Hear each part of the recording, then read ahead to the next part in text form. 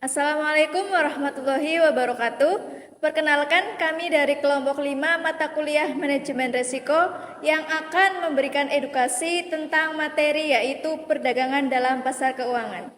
Baik, untuk selanjutnya bisa silakan simak video berikut.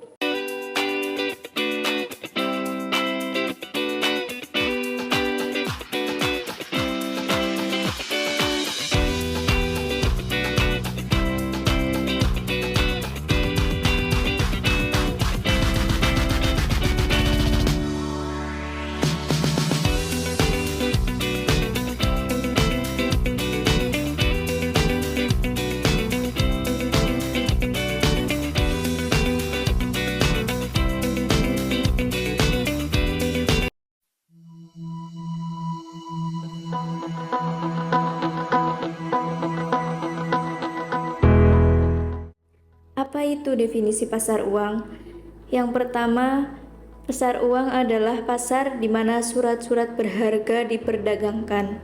Yang kedua, pasar uang adalah pasar yang mempertemukan pihak yang kelebihan dana dengan pihak yang kekurangan dana. Yang ketiga, pasar uang adalah pasar keuangan di mana berbagai instrumen keuangan jangka pendek diperdagangkan berlangsung kurang lebih 1 tahun. Di dalam pasar uang terdapat beberapa instrumen-instrumen. Yang pertama ada sertifikat Bank Indonesia atau yang dikenal dengan SBI. SBI sendiri adalah surat berharga yang diterbitkan oleh Bank Indonesia dengan jangka waktu kurang dari 1 tahun. SBI diterbitkan dengan tujuan untuk mengontrol kestabilan nilai mata uang Indonesia. Yang kedua ada sertifikat deposito. Sertifikat deposito adalah surat berharga yang diterbitkan oleh bank dengan jangka waktu tertentu, biasanya antara beberapa hari hingga 1 tahun. Yang ketiga ada obligasi negara. Obligasi negara adalah surat utang yang diterbitkan oleh pemerintah Indonesia dengan jangka waktu kurang dari 1 tahun. Obligasi negara digunakan sebagai instrumen pasar uang karena likuiditasnya yang tinggi dan statusnya yang dianggap sebagai investasi yang relatif aman. Yang keempat, ada surat berharga pasar uang atau SBPU. Adalah surat berharga yang diterbitkan oleh perusahaan atau lembaga keuangan dengan jangka waktu kurang dari 1 tahun. Mereka dapat berupa promes atau diskonto dan sering digunakan sebagai instrumen pendanaan jangka pendek untuk keperluan modal kerja. Yang kelima, banker acceptance. Instrumen jenis ini merupakan instrumen yang digunakan untuk memberikan kredit kepada importir atau eksportir dalam upaya pembelian atau penjualan barang atau pembelian valuta asing. Yang keenam, ada treasury bills, merupakan salah satu instrumen pasar uang yang diterbitkan oleh bank sentral dengan jangka waktu berkisar kurang dari 1 tahun atau tepat 1 tahun. Penerbitan instrumen ini atas dasar unjuk, bukan atas dasar perorangan. Selanjutnya, pihak-pihak yang terlibat dalam pasar uang. Yang pertama, bank komersial. Biasanya bank komersial memperjualbelikan instrumen pasar uang seperti sertifikat deposito, surat berharga, pasar uang, dan valuta asing. Yang kedua, bank sentral. Bank sentral dalam pasar uang bertugas untuk mengatur kebijakan moneter dan likuiditas pasar. Yang ketiga, perusahaan multinasional. Perusahaan multinasional sering terlibat dalam transaksi valuta asing untuk keperluan bisnis internasional, seperti ekspor dan impor. Yang keempat, pialang atau pedagang efek. Pialang atau pedagang efek memfasilitasi transaksi jual-beli surat berharga pasar uang seperti sertifikat deposito dan surat berharga komersial antara pembeli dan penjual. Yang selanjutnya ada mekanisme transaksi dalam pasar uang. 1. Pemilihan instrumen dan pihak memilih instrumen pasar sesuai dengan kebutuhan dan tujuan, seperti surat berharga, pasar uang, dan valuta asing. 2. Penawaran dan permintaan.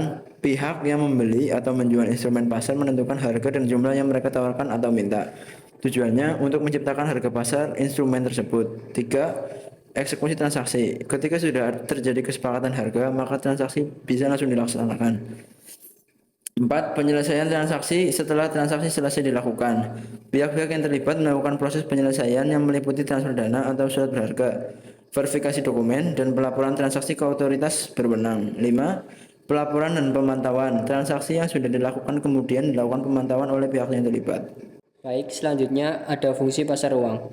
Fungsi pasar uang yang pertama yaitu sebagai sarana alternatif khususnya bagi lembaga keuangan maupun peserta-peserta lainnya dalam memenuhi kebutuhan dana jangka pendek maupun penempatan dana atas kelebihan likuiditasnya. Yang kedua yaitu sebagai sarana pengendali moneter oleh penguasa moneter dalam melaksanakan operasi pasar terbuka. Yang ketiga, sebagai sarana informasi, artinya pasar uang dapat memberikan informasi bagi perusahaan, pemerintah, perorangan, sektor luar negeri, dan peserta pasar uang lainnya mengenai kondisi moneter, preferensi, dan tingkah laku peserta pasar uang. Kemudian fungsi dari pasar uang yang terakhir yaitu pembiayaan perdagangan internasional.